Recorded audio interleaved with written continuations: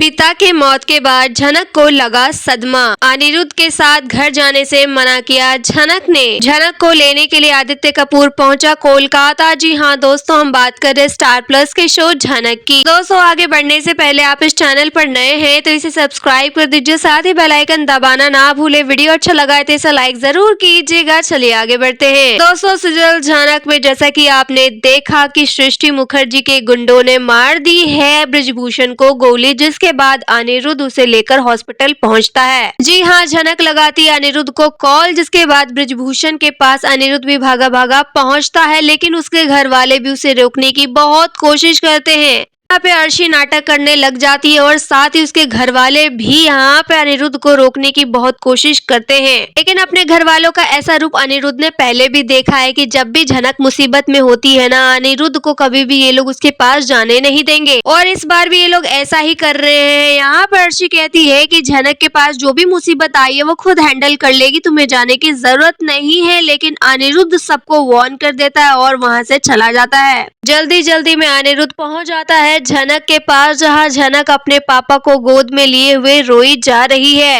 2-4 गोलियां लगने की वजह से बहुत ज्यादा ब्लीडिंग हो गई है। इधर एम्बुलेंस और पुलिस तो पहले ही पहुंच जाती है, लेकिन यहाँ पे वो झनक से रिक्वेस्ट कर रहे होते हैं कि हमें बॉडी को ले जाने दीजिए, हमें इनका चेकअप कराना है, इन बॉडी को लेके जाने दीजिए। लेकिन झनक जाने नहीं देती है, क्योंकि उसे लग रहा होता है कि उसके पापा को कुछ नहीं हुआ, अभी जाग जाएंगे, अभी ठीक हो जाएंगे। झनक जो है इस समय बिल्कुल भी अपने होश में नहीं है, उसे बस उसके पापा चाहिए। अनिरुद्ध यहाँ भाग भाग के झनक के पास जाता है, उसे संभालता है और कहता है कि देखो, ब्रिजभूषण जी को हॉस्पिटल लेके जाना बहुत जरूरी है, अगर 1% भी चांसेस है इनके बचने का तो हम इन्हें बचा सकते हैं। झनक भी यहाँ बहुत अजीब रिएक्ट करने लग जाती है कि आप लोग कहना क्या चाहते हैं, मेरे पापा मर चुके हैं, आप लोग बार बार ऐसे क्यों बोल रहे हैं, मेरे पापा ठीक हो जाएंगे, मेरे पापा ठीक हो जाएंगे ना। अनिरुद्ध उसे समझाता है कि देखो झनक, हम पूरी कोशिश करेंगे, तुम बस हट जाओ, इन्हें हॉस्पिटल लेके जाने दो। झनक को भी काफी डर लग जाता है, फिर वो उन्हें हॉस्पिटल लेके जाने देती है। फिर आप हॉस्पिटल में देखने वाले हैं कि जैसे ही हॉस्पिटल में ब्रिजभूषण को पहुंचाया जाता है, उनका चेकअप होता है, उसके बाद जो डॉक्टर है उन्हें मृत घोषित कर देते हैं। यहाँ गोली लगने के थोड़ी देर बाद ही ब्रिजभूषण की मौत हो चुकी थी। जब ब्रिजभूषण ने झनक से कहा था कि अनिरुद्ध को कॉल करके बुला लो, क्योंकि एक वही इंसान है जो तुम्हारा ख्याल रख सकता है, मेरे अलावा अगर तुम्हारा इस दुनिया में कोई है तो सिर्फ और सिर्फ अनिरुद्ध ही है, इसलिए उसे जल्द से जल्द कॉल करके बुला लो बेटा। और ये कहते कहते ही ब्रिजभूषण ने अपना दम तोड़ दिया था। डॉक्टर भी ये खबर सुना देंगे कि अब आपके पिता इस दुनिया में नहीं रहे हैं, ये मर चुके हैं और आपको यह सच स्वीकार करना होगा। हम जानते हैं आपके लिए बहुत ज्यादा कठिन है, लेकिन अब आपको स्ट्रॉन्ग बनना पड़ेगा। इनकी जान तो हॉस्पिटल आने से पहले ही हो चुकी थी। दोस्तों, ये सुनते ही झनक शॉक्ड हो जाती है कि नहीं, उसके पापा मर नहीं सकते, उसके पापा उसे अकेला छोड़कर नहीं जा सकते। उसने अपने पापा के साथ कितने सपने देखे थे, वो अलग एक दुनिया बसाने वाले थे, वो अपने पापा के साथ मुंबई जाने वाली थी, यह शहर छोड़ देना चाहती थी, लेकिन अब उसके पापा उसे ही छोड़ के चले गए, उसके पापा मर गए हैं। यह सदमा झनक बर्दाश्त नहीं कर पाती और चीखने चिल्लाने लग जाती है। झनक यार डॉक्टर से रिक्वेस्ट करती है कि आप ऐसा मत कहिए, आप तो डॉक्टर है ना, आप तो जिंदगी बचाते हो, मेरे पापा की भी जान बचा लीजिए। मैं जानती हूँ कि गोली लगने के कारण इनकी बॉडी से बहुत सारा खून बह गया है, तो मैं अपना ब्लड डोनेट करने के लिए तैयार हूँ, मैं सारे पैसे लगा दूंगी, लेकिन आप मेरी पापा की जान बचा लीजिए। डॉक्टर यहाँ कहने वाले हैं कि देखिए, हम डॉक्टर तो है, लेकिन कोई मरे हुए इंसान को जिंदा नहीं कर सकते, आप प्लीज इस सच्चाई को स्वीकार कर लीजिए। और झनक यहाँ पे बहुत ही ज्यादा रोने लग जाती है, जिसके बाद अनिरुद्ध उसे संभालता है। अब अनिरुद्ध को सिर्फ और सिर्फ झनक का ख्याल रखना है, और साथ ही यहाँ पे अनिरुद्ध जो है झनक का हाथ पकड़कर कहता है कि मैं तुम्हारे पापा के सामने ही यह शपथ लेता हूँ कि जिसने भी तुम्हारे पापा की ये हालत की है ना, मैं उसको छोड़ूंगा नहीं, वो जो कोई भी इंसान हो, मैं उसे सजा जरूर दिलाऊंगा, मैं तुमसे वादा करता हूँ झनक। इसके बाद झनक चीख कर कहती है कि क्या इससे मेरे पापा जिंदा हो जाएंगे, क्या मेरे पापा में दोबारा से जान आ जाएगी, मर चुके हैं वो, मुझे छोड़ के जा चुके हैं। अब ये बात तो अनिरुद्ध भी जानता है कि ऐसा करने से ब्रिजभूषण जी वापस नहीं आएंगे, लेकिन उसके कानों में सिर्फ और सिर्फ ब्रिजभूषण जी की वही आवाज गूंजती है जब उन्होंने अनिरुद्ध से कहा था कि मेरी बेटी की जिम्मेदारी तुम ले लो, मेरे जाने के बाद उसका ख्याल तुम रखोगे, मैं अपनी बेटी की पूरी रिस्पॉन्सिबिलिटी तुम्हें सौंप के जा रहा हूँ, क्योंकि मैं जानता हूँ कि तुमसे ज्यादा भरोसेमंद इंसान कोई नहीं है झनक के लिए। मैं इस दुनिया में रहूं या ना रहूं, लेकिन तुम मेरी बेटी का साथ कभी भी नहीं छोड़ना। इसी कारण अनिरुद्ध झनक को समझाता है और कहता है कि देखो अब तुम मेरे साथ रहोगी। तुम्हारे पापा जा चुके हैं लेकिन तुम अकेले नहीं हो, तुम मेरे साथ मेरे घर में रहोगी। झनक यह बहुत गुस्से में अनिरुद्ध को देखती है और कहती है कि क्यों रहूंगी मैं आपके साथ, मैं अकेले ही रहूंगी। मैं उसी घर में रहूंगी जहाँ मैं अपने पापा के साथ रहती थी, उन्हीं की यादों में ही रहूंगी। तो यहाँ पे अनिरुद्ध कहता है ठीक है, तुम अगर वही रहना चाहती हो तो तुम वही रहो, लेकिन मैं तुम्हारे साथ वहाँ आ जाऊंगा।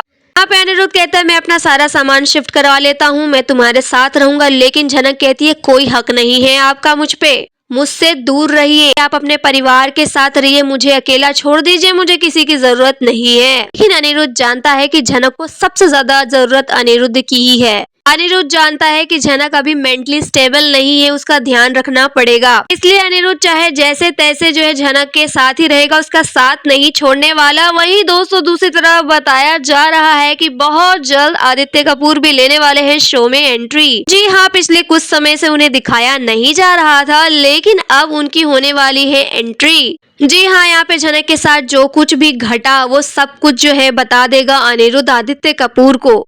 और आदित्य कपूर ये सब सुन के भागा भागा दौड़ा दौड़ा झनक के पास आएगा, क्योंकि वो भी तो झनक से करता है प्यार। झनक अभी किस हालत में होगी उसे काफी चिंता होती है, इसलिए वो झनक को देखने के लिए आता है कोलकाता। जी हाँ, वो बहुत जल्द कोलकाता आ जाएगा। उसके बाद वो झनक से कहने वाला है कि तुम इस शहर में अब नहीं रहोगी, ये शहर तुम्हारे लिए है ही नहीं। तुम जब से यहाँ आई हो सोचो कभी तुम्हारे साथ अच्छा हुआ है? हमेशा तुम्हारे साथ बुरा ही होता है। यहाँ के लोग बिल्कुल अच्छे नहीं है झनक। मैं तो पहले ही तुम्हें यहाँ लेके नहीं आना चाहता था, क्योंकि जब मैं तुम्हें लास्ट टाइम यहाँ लाया उसके बाद तुम्हारी मौत की खबर मिल गई, जिसके बाद से मेरी जिंदगी भी काफी चेंज हो गई। तुम्हारे बिना मुझे कुछ भी अच्छा नहीं लगता था। जैसे तैसे मुझे जाना पड़ा मुंबई, लेकिन मुंबई में भी मेरा ध्यान नहीं लगता था, काम करने का मन ही नहीं करता था। लेकिन जब अनिरुद्ध ने मुझे बताया कि तुम जिंदा हो, मतलब तुम जो नूतन बनी थी तुम ही झनक हो, तो मैं बहुत ज्यादा खुश हूँ। लेकिन मुझे बहुत दुख हो रहा है कि तुम्हारे पिता इस दुनिया में नहीं रहे। लेकिन झनक तुम खुद को अकेला मत समझना। तुम्हें अगर ये लग रहा हो कि तुम्हारी माँ नहीं है, तुम्हारे पापा नहीं है, तो तुम अकेली हो, अनाथ हो, तो झनक ऐसा बिल्कुल भी नहीं है। मैं तुम्हारे साथ हूँ, हमेशा तुम्हारे साथ खड़ा रहूंगा। तुम मेरे साथ मुंबई चलो, हम दोबारा से एक नई जिंदगी की शुरुआत करेंगे। और तुम्हें तो अभी करियर में बहुत आगे भी बढ़ना है ना, अभी हमने कितने सारे मूवी भी करनी है और जो बची हुई हमारी वो फिल्म है वो भी पूरा करना है।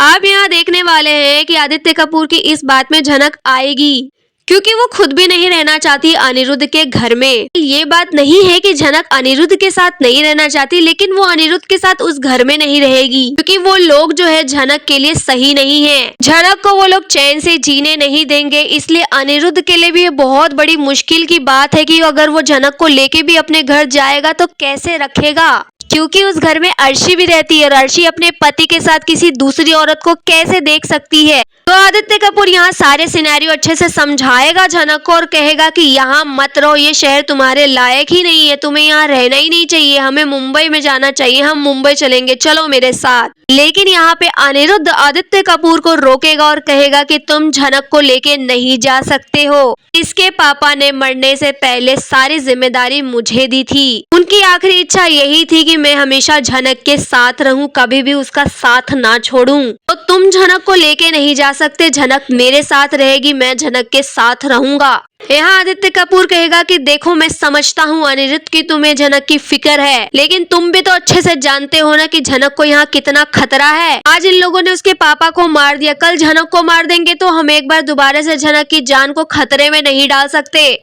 यहाँ पे सेफ नहीं है झनक। अनिरुद्ध कहेगा कि मैं तुम्हारी बात से सहमत हूँ, लेकिन झनक यहाँ रहेगी तो हम उसके साथ मिलके ही जो भी असली गुनहगार है उसको ढूंढ सकते हैं। और तुम्हें क्या लगता है कि झनक अगर मुंबई चली जाएगी तो क्या उसकी जान को वहाँ खतरा नहीं होगा? जो झनक के दुश्मन है ना वो कहीं भी पहुँच सकते हैं। तो मैं और झनक मिलके जो भी उसके पापा के असली गुनहगार है उसको पहले सजा दिलाएंगे। यहाँ पे झनक भी कहेगी कि हाँ मुझे अपने पापा के कातिल को ढूंढना है, मैं उन्हें सजा दिलाना चाहती चाहती हूँ उनको भी वैसा ही देखना चाहती हूँ जैसा उन्होंने मेरे पापा के साथ किया। जिसके बाद आदित्य कपूर भी कहेगा कि ठीक है जनक, तुम अभी अनिरुद्ध के साथ ही रहो, लेकिन जब तुम्हारे पापा के कातिल मिल जाएंगे ना तब तुम मेरे साथ वापस चलोगी। तो दोस्तों यहाँ पे अब जो है आदित्य कपूर और अनिरुद्ध दोनों ही जनक का ख्याल रखने के लिए आ चुके हैं। अब जनक बिल्कुल भी अकेले नहीं है।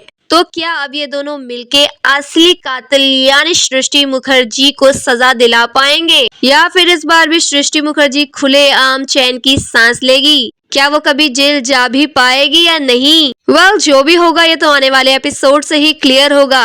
लेकिन फिलहाल जो आदित्य कपूर शो में एंट्री ले रहा है, आपका इस बारे में क्या कहना है?